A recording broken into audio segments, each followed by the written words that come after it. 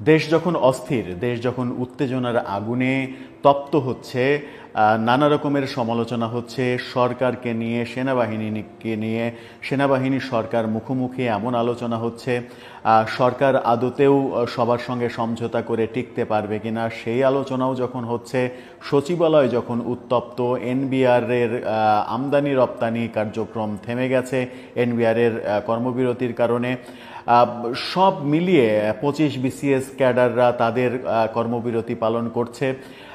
এরকম অবস্থাতে দেশকে রেখে প্রধান উপদেষ্টা প্রফেসর ইউনূস জাপান চলে যাচ্ছেন আজকে রাতে। কেন তার এই জাপান সফরটা এত গুরুত্বপূর্ণ দেশের এই ক্রান্তি লগ্নে, সেটা একটা গুরুত্বপূর্ণ প্রশ্ন। কেন যাচ্ছেন তিনি? তার এই সফরটা কি বাংলাদেশের পরিস্থিতি কন্ট্রোল করার চাইতেও অনেক বেশি গুরুত্বপূর্ণ? তার অনুপস্থিতিতে যে কয়দিনের সফর তিনি করবেন, সেই কয়দিনে দেশের অবস্থা, রাজনৈতিক অবস্থা এবং অন্যান্য যে অবস্থা চলছে, সেগুলোর বিপদ যদি আরও বেশি ঘনীভূত হয়, তাহলে সমাধানটা কে দেবেন?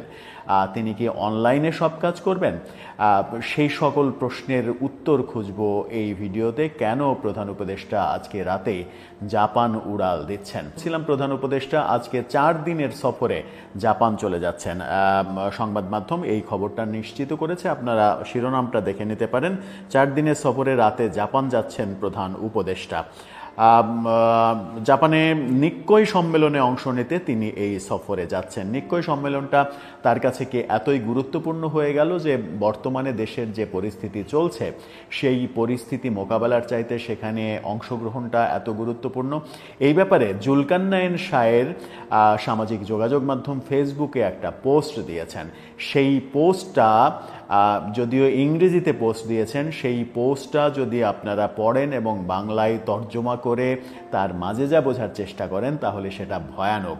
পোস্টের স্ক্রিনশটটা আপনারা দেখে নিতে পারেন। জুলকারনাইন শাহের সেই পোস্ট রীতিমতো প্রফেসর ইউনূসের সমালোচনা করেছেন, গভর্নমেন্টের সমালোচনা করেছেন এবং সিদ্ধান্তহীনতার মধ্যে যে সরকার রয়েছে সেই প্রসঙ্গটা তিনি তুলে নিয়ে এসেছেন।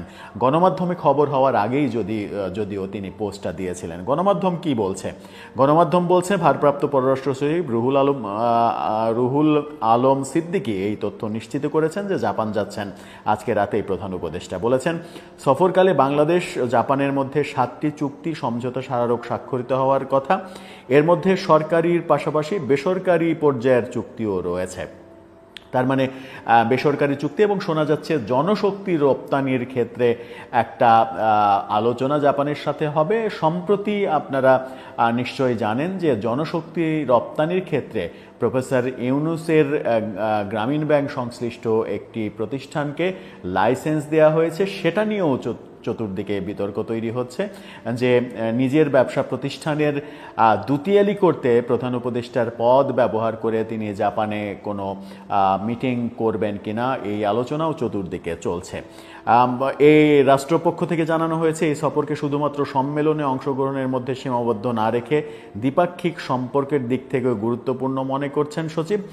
সফরে বাংলাদেশ জাপানের কাছ থেকে সহজ শর্তে স্বল্প সুদে ঋণ সহায়তা চাইবে, এমনটাও জানানো হয়েছে। মূলত নিক্কই সম্মেলনে উপস্থিত হওয়ার জন্যই প্রধান উপদেষ্টা যাচ্ছেন। বাকি যে কথাগুলো যে জাপান সরকারের সঙ্গে বিভিন্ন ধরনের মিটিং হবে, এগুলো আসলে ফর্মালিটি। এগুলো গত কিছুদিনে অনেক দেখা গেছে এবং জুলকারনাইন শাহের যেটা বলেছেন যে গত 9.5 মাসে প্রফেসর ইউনূস যে পরিমাণ বিদেশ সফর করেছেন, এর চাইতে রাষ্ট্রপ্রধান হিসেবে বেশি বিদেশ সফর করেছেন শুধুমাত্র পৃথিবীতে একজনই, তিনি হচ্ছেন ভারতের প্রধানমন্ত্রী নরেন্দ্র মোদী। তাছাড়া কেউ এর চাইতে বেশি বিদেশ সফর করেননি। কিন্তু প্রধান উপদেষ্টার বিদেশ সফর থেকে বাংলাদেশের অর্জন প্রায় শূন্যের কোটায়। বিনিয়োগ তো আসেইনি, বরং গত 9 মাসে বিনিয়োগ কমেছে, শোনা যাচ্ছে 72%-এরও বেশি। ব্যবসা প্রতিষ্ঠানে অস্থিরতা চলছে। সচিবালয়ে যখন চরম অচলাবস্থা চলছে, রাজনৈতিক দলগুলোর সঙ্গে সমঝোতার ব্যাপারগুলো যখন এখনো ঝুলে আছে, সেনাবাহিনীর সঙ্গে সম্পর্ক উন্নয়ন হবে কি হবে না এরকম আলোচনা যে রীতিমতো আগুনে ঘি ঢালার মতো আলোচনা তৈরি হচ্ছে সমাজে, তখন প্রধান উপদেষ্টা কেন একেবারে অভিভাবকহীন করে দেশ এবং সরকারকে অভিভাবকহীন করে জাপান সফরে এবং নিক্কই সম্মেলনে তার উপস্থিতিটাকে এত বেশি গুরুত্বপূর্ণ মনে করছেন, সেটার সমালোচনা হচ্ছে। আসলে সেখানে কি হবে? আর এই যে 4 দিনের সফর তিনি করবেন, শোনা যাচ্ছে জাপান সফরের পরে তার আরও সফর রয়েছে কাছাকাছি সময়ে।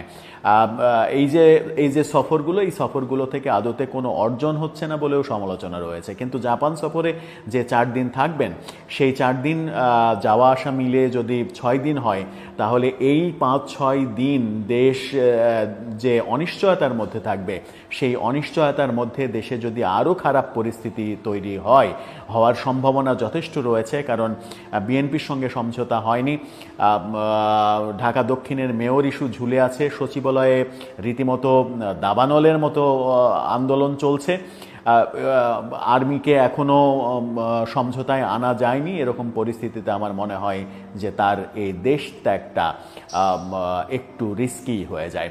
আবার অনেকে আগ বাড়িয়ে এই কথাও আলোচনা করার চেষ্টা করছেন যে প্রফেসর ইউনূস পরিস্থিতি খারাপ দেখে হয়তো দেশের বাইরে আপাতত সফরে যাচ্ছেন, যে পরিস্থিতি যদি আরও খারাপ হয় তাহলে তিনি দেশের বাইরে থেকে পরবর্তী করণীয় সম্পর্কে সিদ্ধান্ত নেবেন। সেরকম সম্ভাবনাও কি থাকতে পারে? আমার মনে হয় যে সেরকম সম্ভাবনা থাকার প্রশ্ন আসে না।